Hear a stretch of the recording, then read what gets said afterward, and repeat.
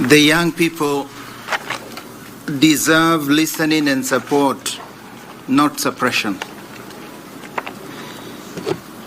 It has now been 1 year since our young people, often referred to as Gen Z, took to the streets. By and large, the protests began as a peaceful protest against rising taxation and what they described as a system that increasingly ignores their voices. They were expressing what many Kenyans had already felt and expressed. These youth-led demonstrations reminded us of the power of civic consciousness and the rightful place of young people in shaping the country's direction. However, the protests soon degenerated into violent encounters and brutal use of force, leading to a huge loss of lives, especially of the young people. As bishops, we appeal to the youth to exercise their rights peacefully and within the law.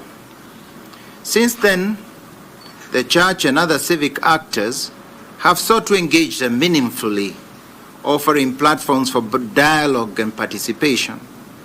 The teaching of Pope Francis of happy memory is indeed timely. Quote, "Young people must be helped to develop their talents and responsibilities in a spirit of service to others." End quote. Christus Vivit 242. Rather than nurturing constructive youth participation, some state agencies have chosen to suppress it.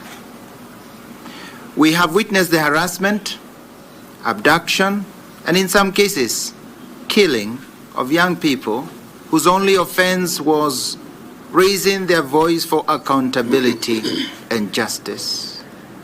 These incidents have left families in mourning and communities in a state. The government's primary responsibility is to protect its citizens, not to threaten, silence, or punish them. A society that instills fear in its youth for simply speaking out is a society walking away from justice. Our young people are not enemies of the state. They are citizens with valid concerns who should be heard and supported in building a better future for all. Many Kenyan citizens are voicing these same concerns. As we remember those who died in the protests of 2024, we pray for those young souls. They should not have lost their lives. Yet, we cannot bring them back. It is fair to give them a fitting memorial. Young people, we appeal to you to avoid any violent encounters during your protests and instead demonstrate your maturity. We call on the security agents to ensure we do not have a repeat of the protected goons who brought violence in the recent protests. How can goons work together with the police? We demand justice for all those murdered and those shot, and conviction of all the perpetrators. These tragedies, on the other hand, should not be exploited by political operators to gain mileage, gathering around the mourners of victims only to deliver personal advertisements while offering no relief or solutions. Cronyism and tokenism undermine just governance. We are deeply troubled by the politicized distribution of public funds presented as development programs.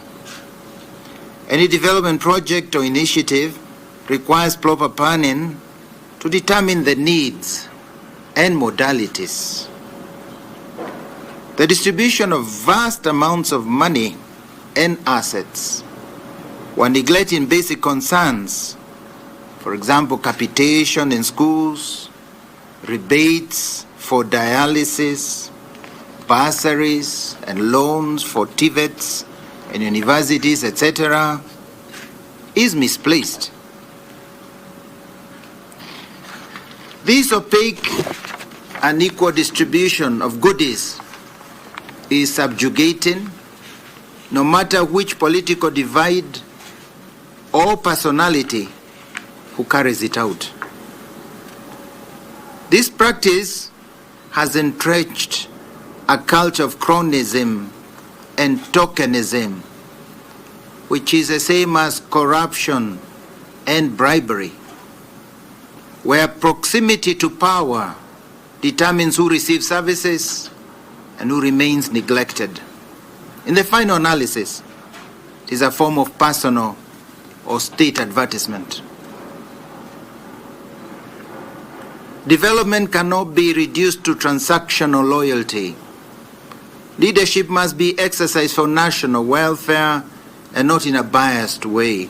Otherwise, some communities are uplifted while others are left out, not because they lack anything, but because they lack political favor. This is unjust. As Catholic bishops, we remind our public officials and political leaders that leadership is a sacred trust. Governance should serve the common good, not partisan interests. Resources belong to all Kenyans, and development is a right. True progress will only come when policies are fair, institutions are strong, and public service is grounded in integrity and equity. Indeed, quote, authority must be exercised legitimately, guided by a moral law, grounded in God, end quote. Compendium of the Social Doctrine of the Church, number 396.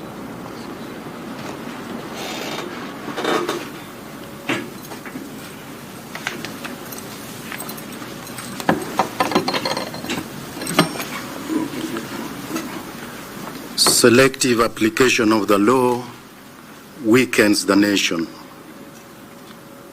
Over the past 2 decades, Kenyans have continued to witness the uneven application of justice. The poor, the outspoken, and the socially vulnerable face swift and often aggressive enforcement of the law, while those with influence are shielded from accountability.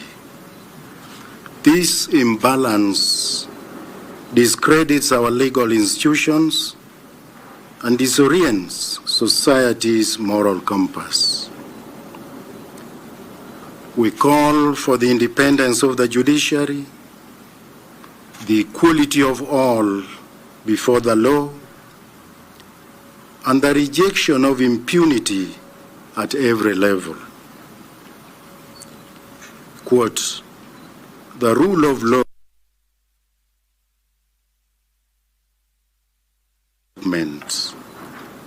Average Munus, number 83.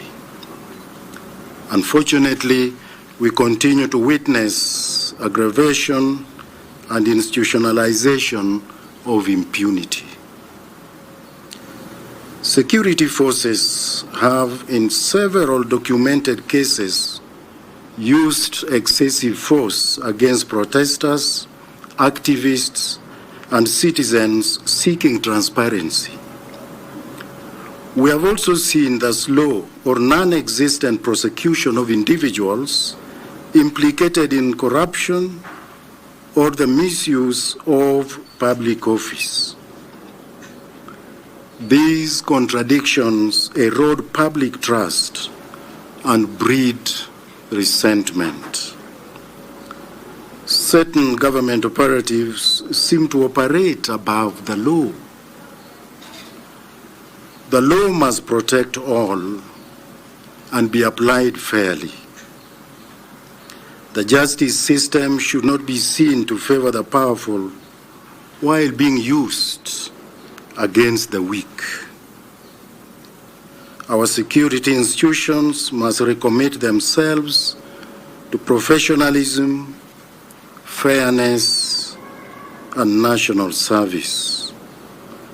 Only through accountability and consistency can we begin to restore confidence in public institutions.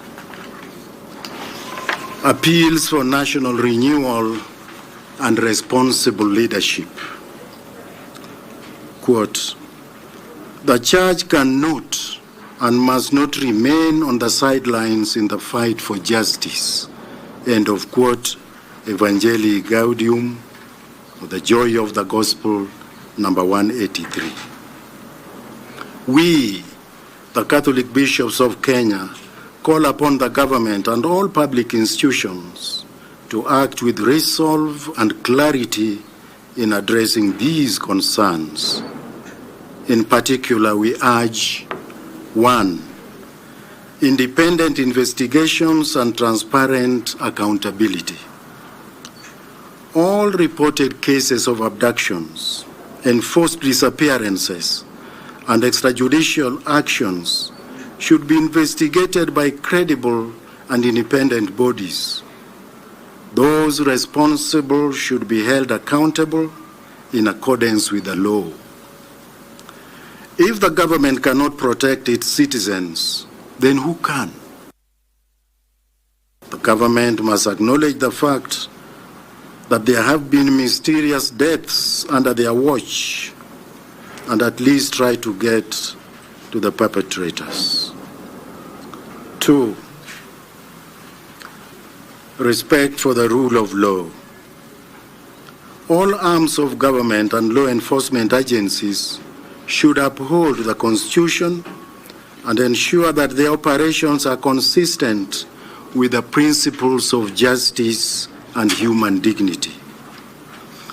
Oversight bodies such as Independent Police Oversight Authority, IPOA, and Kenya National Commission for Human Rights must be supported and not interfered with. All culprits must be held accountable and face the consequences. If the rule of law is undermined, we risk descending into anarchy and mob justice. 3. Protection of civic voices and human rights defenders. All Kenyans, including journalists, clergy, civil society actors, and especially young people, must be allowed to express themselves without fear. Speaking truth to power is a service to the nation, not an act of rebellion. We must not threaten dissenters with death. At the same time, we need to bring decency and respect back to the social expressions of dissent.